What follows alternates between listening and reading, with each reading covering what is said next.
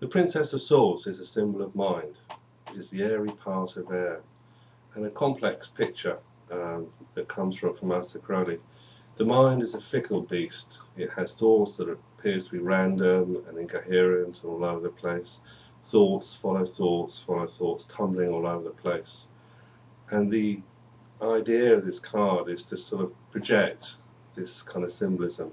The whole idea of the concept of mind that Aleister Crowley is presenting here is very much to do with Buddhist thought and ideas, and Eastern Oriental thought as well. So let's go through a few of the things that we have here. Notice that the prince, the charioteer, he's not sitting comfortably on his chariot to start with.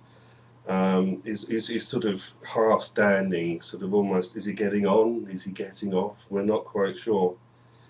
He has 3 children who are actually pulling the chariot, and they're not really. The reins aren't even attached to the children. If you notice, they almost kind of go past him, and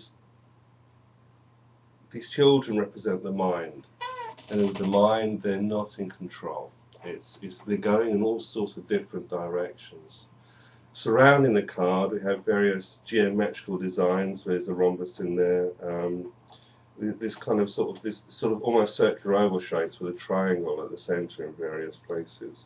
So this is a crystallization of thoughts and ideas. Tiphereth is the 6th Sephiroth on the Tree of Life, and it's the position of beauty. But here, I mean, you can't say this card is beauty. It's kind of jarring. We don't really see exactly who the charioteer is in the card either. On his head is a child's head, on the crest, and this is the secret nature. And the secret nature is very much to do with Tiphereth as well. It's a violent card, but what's he fighting at? We don't really know. He's trying to control his thoughts, actually, and this is what the crux of the card is about. In his left hand is a sickle, and this is, Crowley says, it's what he creates, he instantly destroys. So this is the idea of thoughts appearing and disappearing. It's a very kind of Buddhist concept of still in the mind that is going on at the same time as well. In his right hand, he has a lifted sword, which is going to create. So one hand is going to create. On the left hand, he's going to try and destroy. Now, in the card, the sickle in his left hand doesn't seem to be there. It's very difficult to see whether that actually stayed in the picture. But it is still this card of, you know, when we see this man, he's not in control of his thoughts and feelings.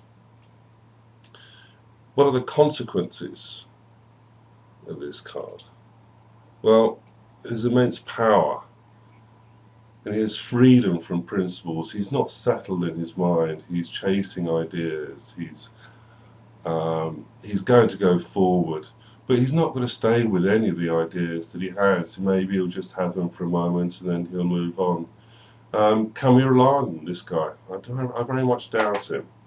But this card, ultimately, the wildness of the mind and the thoughts and everything else, what is lacking is the ability to have meditation and yoga or something like this to still the mind and settle it and become peaceful.